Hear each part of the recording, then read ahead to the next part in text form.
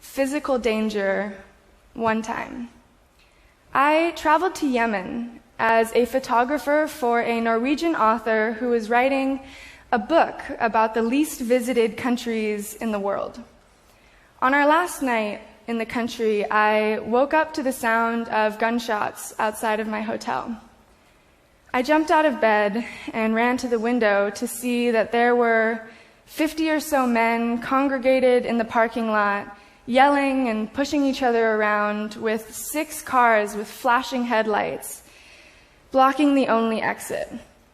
With no security in sight, I grabbed my phone to call my contact in the country, who didn't answer because this was happening around 2 o'clock in the morning.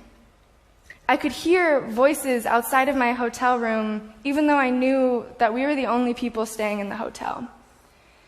That was the first time I had ever heard a fully automatic weapon discharged.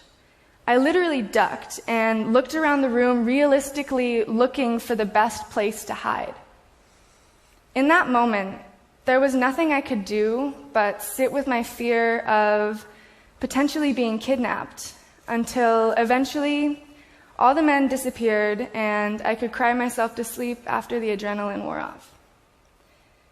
The next morning, I talked to my contact in the country and asked him what had happened the night before. He responded with, "Oh, that was just a wedding party." Since Yemen is an Islamic country, they do not drink alcohol, and one of the ways that they celebrate is by shooting guns. Basically, what this means is that the scariest thing that has ever